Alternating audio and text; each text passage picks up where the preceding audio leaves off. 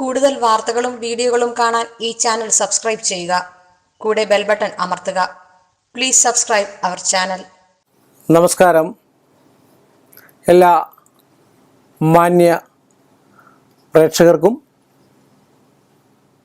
ജ്യോതിഷ വിശ്വാസികൾക്കും എന്നെ ഇഷ്ടപ്പെടുന്നവർക്കും ഏഷ്യ ലൈവ് ചാനലിലേക്ക് നിസ്സീമമായ സ്വാഗതം. ഒരു ചോദ്യമാണ്, നിറപറ പറയിടുന്നത് എന്തിനാണെന്ന്. നമ്മൾ ഉത്സവ കാലഘട്ടങ്ങളിലാണ് സാധാരണ മിക്കവാറും ക്ഷേത്രങ്ങളിലെ പറ വരിക എന്നുള്ളത്. അത് പണ്ടൊക്കെ, ഇപ്പം ദേവസ്വം ബോർഡിൻ്റെയൊക്കെ ആനയുടെ വിലക്കുകളും മറ്റും മൂലമായിട്ട് ആനപ്പുറത്തും ഒക്കെയുള്ള പറകൾ ഒരുപാട് കുറച്ചിട്ടുണ്ടെന്ന് പറയുന്നു.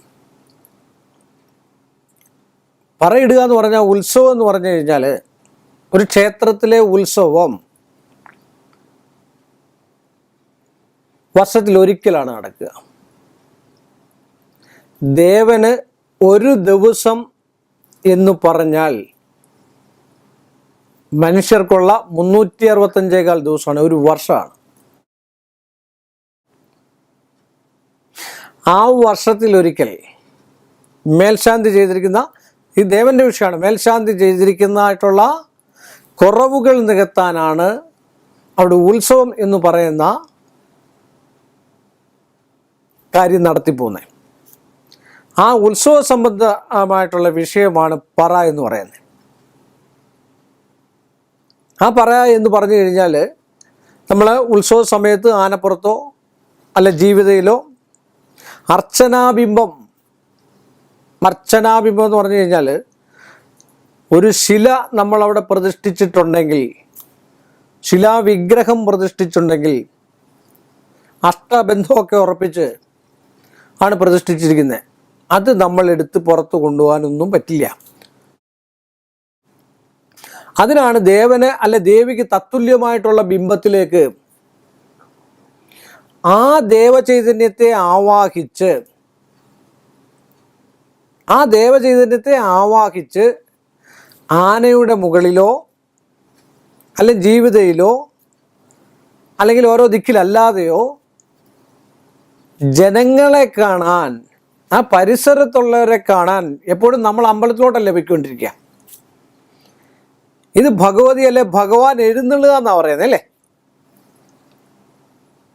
ഒരു ഉത്സവം പോലെ വർഷത്തിലൊരിക്കലെങ്കിലും എല്ലാവരെയും ഒന്ന് കണ്ടു കേട്ട് പോകുവാൻ വേണ്ടിയാണ് ഈ പറക്കെഴുന്നള്ളിപ്പ് എന്ന് പറയുന്നത്. അതിലൊരു ദാരിദ്ര്യവും ഒരു കുടുംബത്തിലുണ്ടാകാതിരിക്കാൻ, അതുകൊണ്ടാണ് നെല്ലുകൊണ്ട് പറയിടുന്നത്. പറ പലതുണ്ട്, നെല്ലുകൊണ്ട്, ശർക്കര കൊണ്ട്, പഞ്ചസാര കൊണ്ട്, പഴം കൊണ്ട്, ഇങ്ങനെയൊക്കെ പറയിടുന്നുണ്ട്.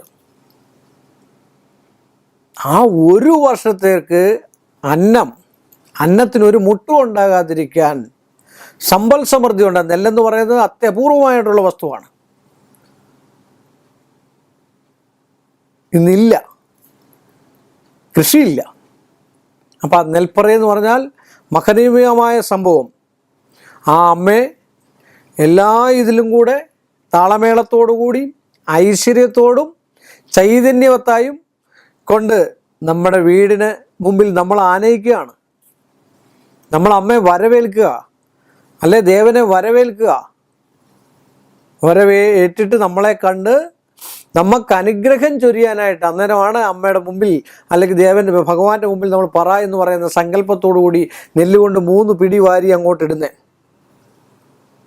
പറ നിറയ്ക്കുക എന്നാണ് പറയുന്നത്. ഇന്നത്തെ ഒരു ചാക്ക് നെല്ലുകൊണ്ട് 50 പറയിടുന്ന ആൾക്കാർ ക്ഷേത്രങ്ങളാണ്.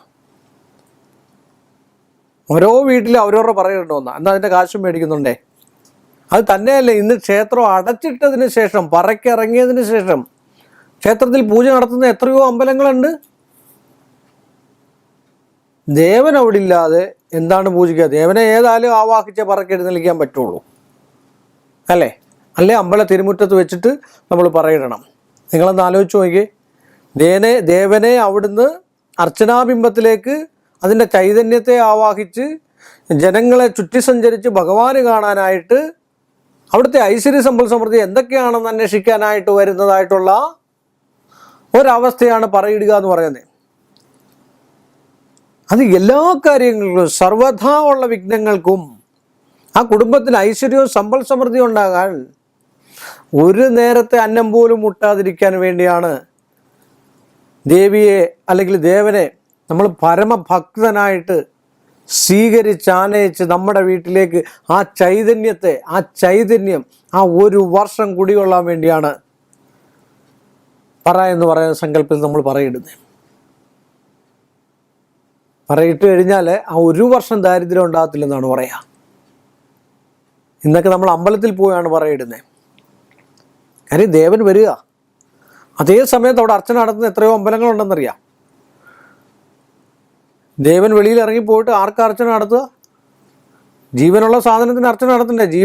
ജീവനെ തന്ത്രിയല്ലേ ആവാഹിക്കുക, അല്ലെ മേൽശാന്തിയല്ലേ ആവാഹിക്കുക? ഇതിനെല്ലാം ഒരു കണക്കും ഒരു പ്രമാണവും ഒക്കെ ഇല്ലേ? ഒരു ബിംബം പ്രതിഷ്ഠിക്കുക എന്ന് പറഞ്ഞാൽ തന്നെ തന്ത്രിയുടെ ജീവനെയല്ലേ കൊടുക്കുക?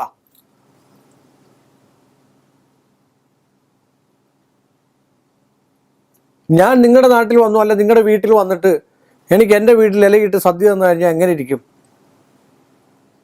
എന്ന് പറഞ്ഞ പോലെ ഇന്ന് ക്ഷേത്രങ്ങളിൽ നടക്കുന്നതായിട്ടുള്ള വിഷയങ്ങൾ.